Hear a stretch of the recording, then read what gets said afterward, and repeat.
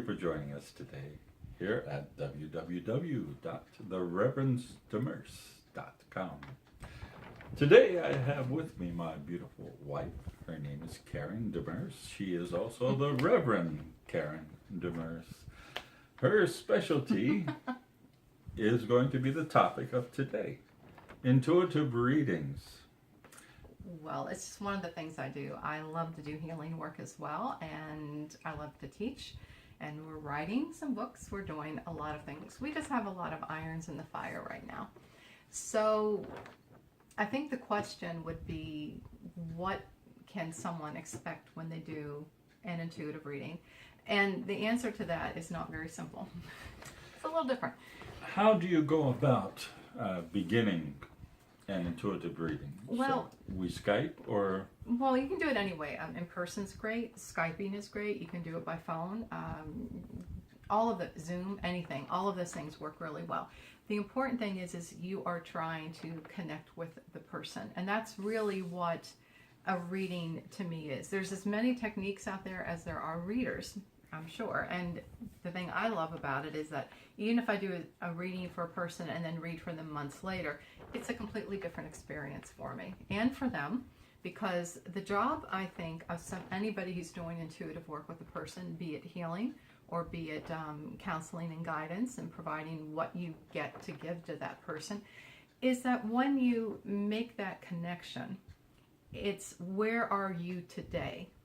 And that is what you're trying to, you have to meet people where they are. Are you actually stepping into that person's energy or that person's cognition? Yeah, you kind of have to, because if not, you're not really reading. So what I do is when a person and I decide the time and the method for interacting with one another, everybody has, you have spirit guides, whether you know them and talk to them, or you go to somebody like me and they kind of act as the voice for them to get that information to you. But you have one guide that is really special, and that guide has two functions and usually two names. One is, they call a joy guide in traditional spiritualistic churches. That is usually a person that we see as a child. Normally, I'd say like 90-95% of the time, it's the same sex as you are. And that child has the job of making you, they try to lighten the load for you. They try to make you happy. And the reason they do that is because the natural state that humans are supposed to be in is joy. And most people don't spend a whole lot of time in that place. So what we're doing is trying to get to the place where that guide has a voice. They also have a very serious job, which is called the gatekeeper.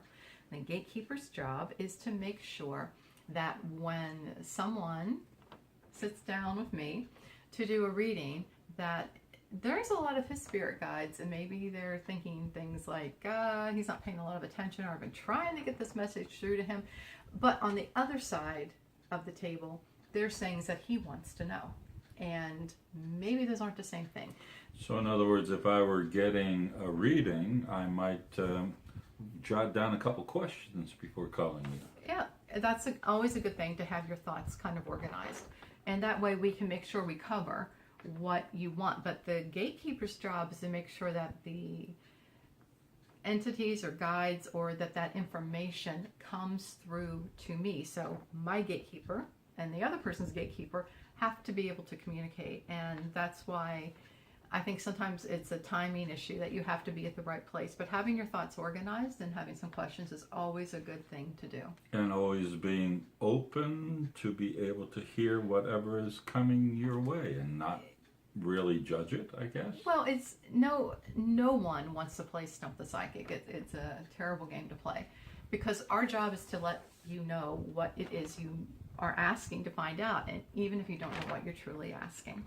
So one of the ways that we do this is we turn this over to the guide. So the first thing I do with a person is I work to make sure they're grounded, try to get them to relax their body, and do a little bit of maybe guided imagery with them for a few minutes to pull their energy in and get them to a place where they're centered and ready to get that information.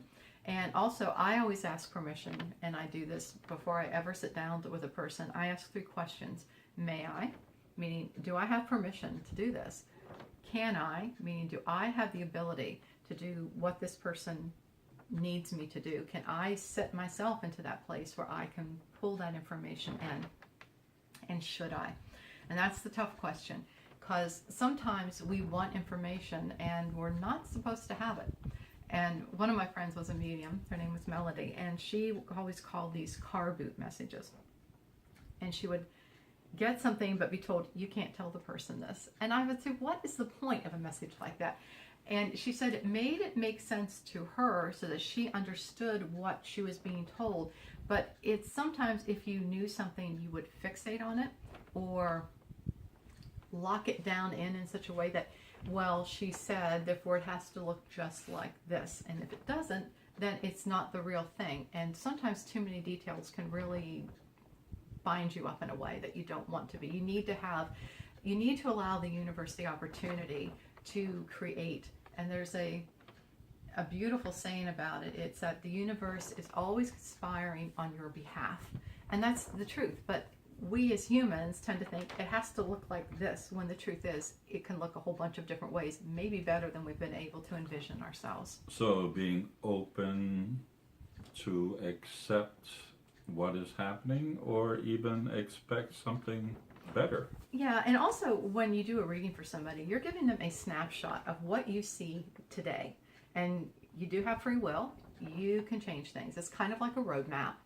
So it may let you know things you might want to watch out for, or things that might not go as smooth as you would like them, or maybe something's going to be delayed a little bit, but maybe there's something wonderful coming you don't even know about yet.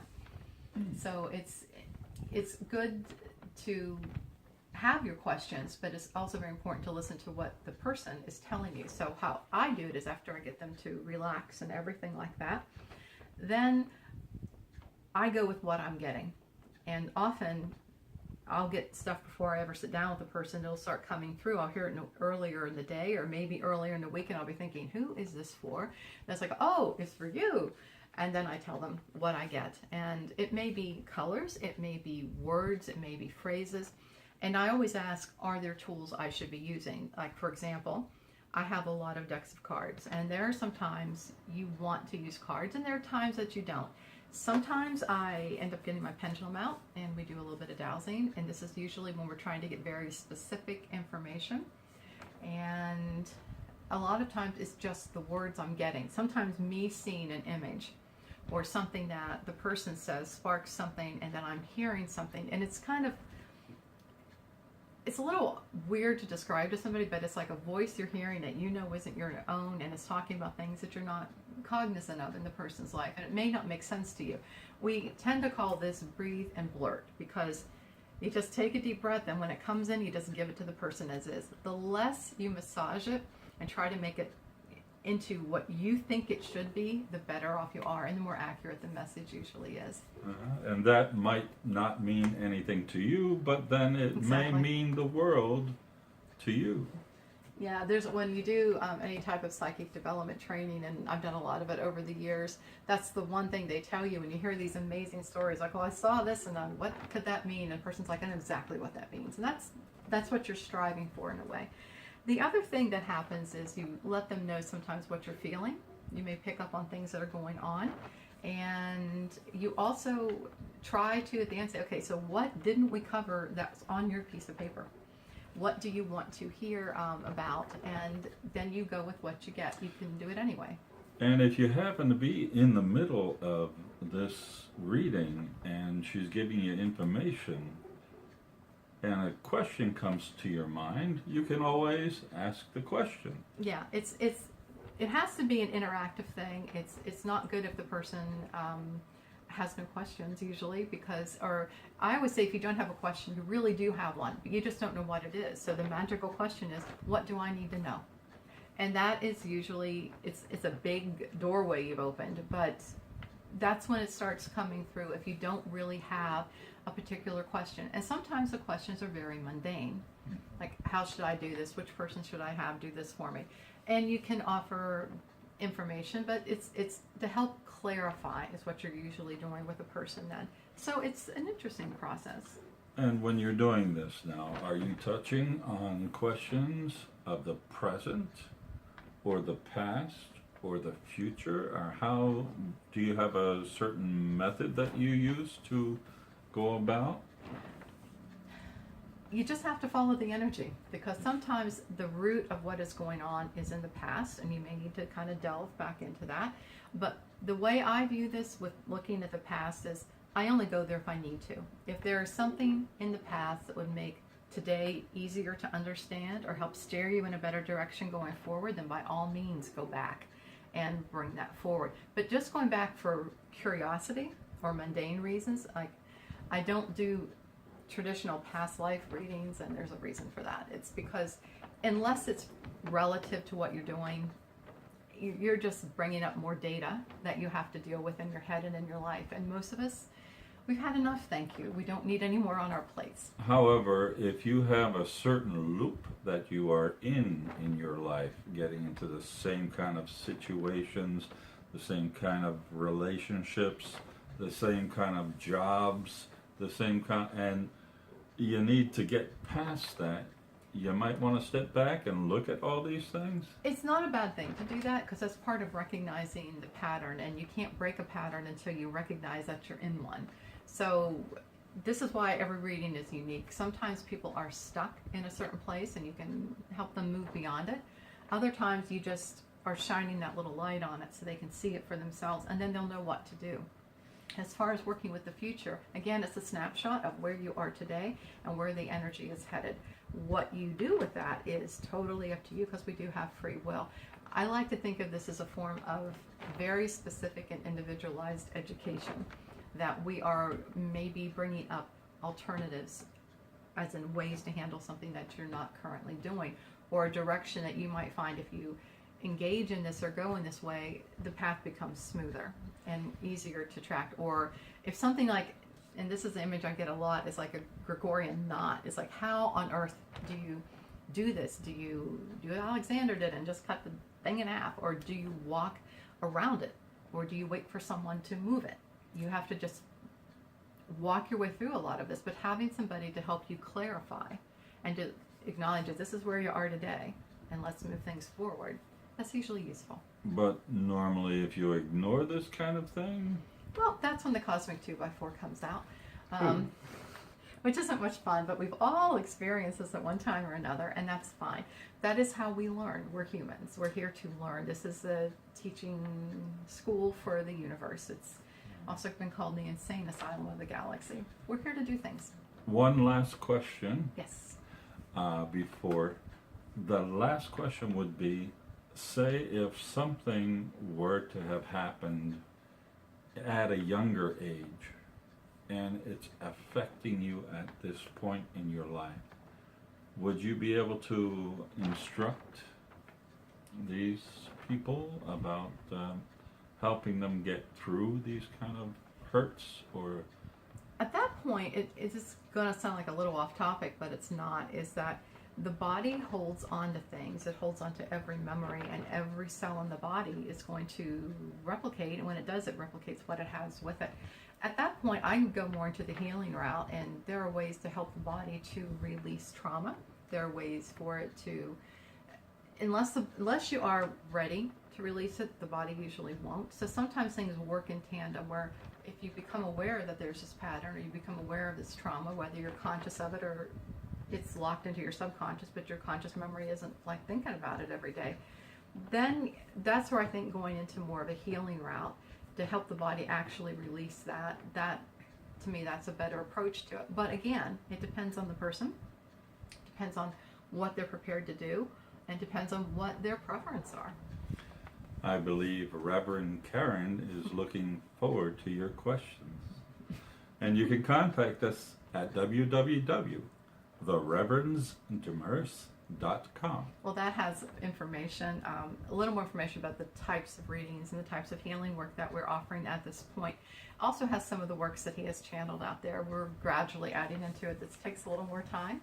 We will have more time. We kind of did the soft launch in June. Today's July 1st. And we're looking for a more firm structure in August. In the meantime, though, there is some availability for appointments. It is a little limited right now, but there are some openings. And you can email at appointments@thereverends.com. Or And you may contact the Reverend directly at Reverend.Karen at Reverends.com. there's also a phone number that would reach us, which is 757-453-7081. 7081. Yes. 7081.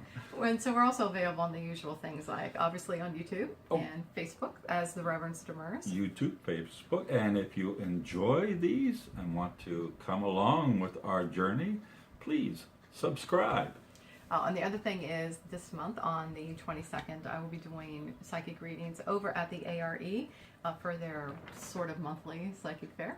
So I'll be available there, and love to meet you if you're in the area.